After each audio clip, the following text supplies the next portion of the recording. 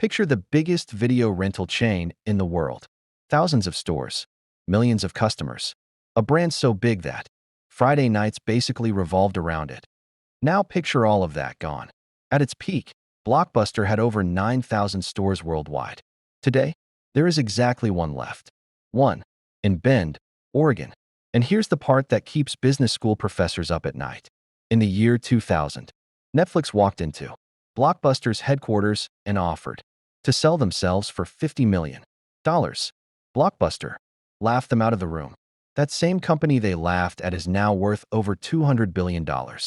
And Blockbuster filed for bankruptcy. So today, we're doing the autopsy. To understand what went wrong, you have to understand just how right everything once was. Blockbuster opened its first store in Dallas, Texas in 1985. And from day one, it was different. The founder was a guy named David Cook. He wasn't a movie lover. He was a software engineer. And he looked at the messy, disorganized video rental industry and thought, I can fix this. While every other rental shop used handwritten logs and index cards, Cook built a computerized inventory system. You could search for any title instantly, find out if it was available. That was genuinely revolutionary in 1985. The first store made $1 million in its first year. Cook knew he had something, so he scaled fast. Within 3 years, Blockbuster had gone from one store to hundreds, and it just kept going. By the 90s, going to Blockbuster wasn't just renting a movie. It was a Friday night ritual.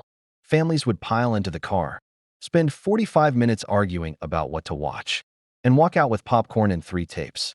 You know exactly what I'm talking about. At the height of their power, Blockbuster had 9,000 stores, 60,000 employees, and $6 billion in annual revenue. They weren't just a business. They were a cultural institution. But every story that starts at the top has to go somewhere next.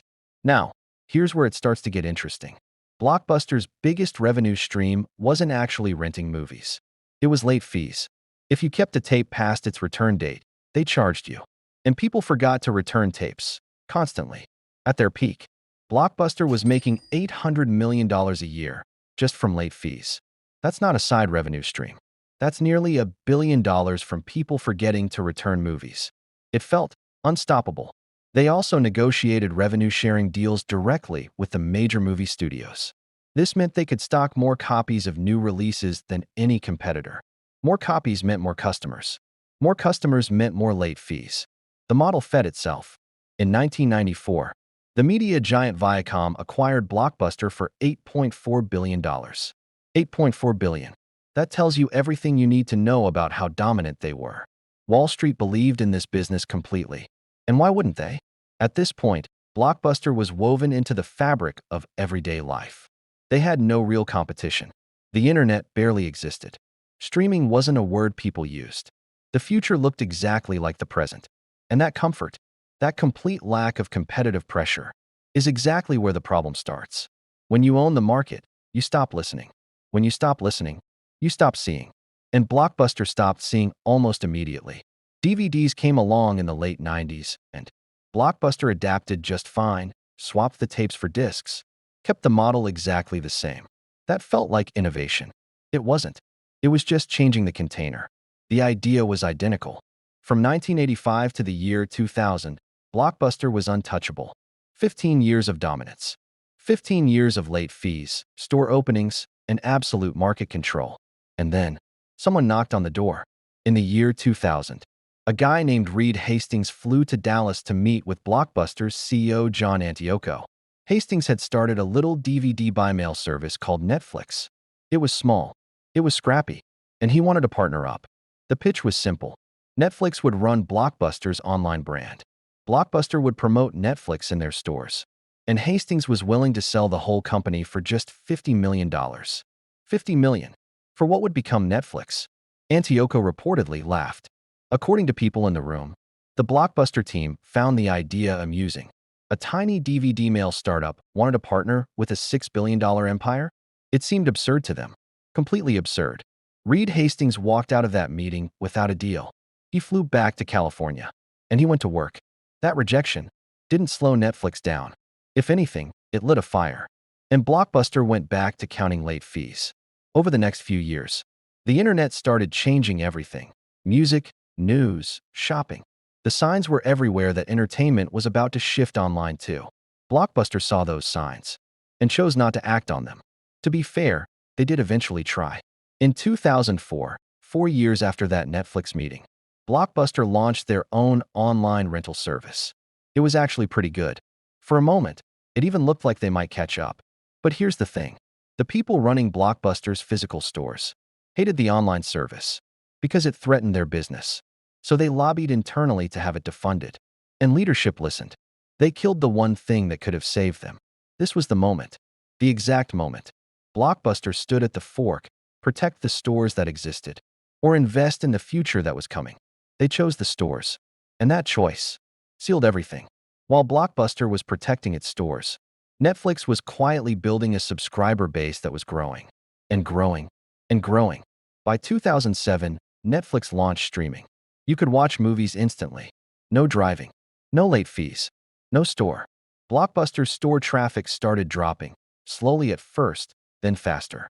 People weren't doing the Friday night ritual anymore. They were lying on their couch, clicking play. The stores that Blockbuster had sacrificed everything to protect were emptying out. And here's what made it worse. All those stores, 9,000 of them, cost money. Rent, staff, inventory. When the customers stopped coming, the bills didn't. Blockbuster was bleeding cash from every location. Every single month. They tried everything. In-store gaming, DVD kiosks, a streaming service of their own, partnerships, a new CEO. But each pivot came too late and cost too much. You can't pivot a 9,000-store empire overnight. The ship was too big to turn. In September 2010, Blockbuster filed for bankruptcy. 25 years after that first store opened in Dallas, 25 years of dominance, late fees, and Friday nights, it was over. They owed nearly $1 billion in debt. Almost $1 billion in debt. For a company that had made $800 million in late fees alone, just a few years earlier. The math of that collapse is almost hard to believe. But it happened. Fast. One by one, the stores closed. The signs came down. The shelves were cleared.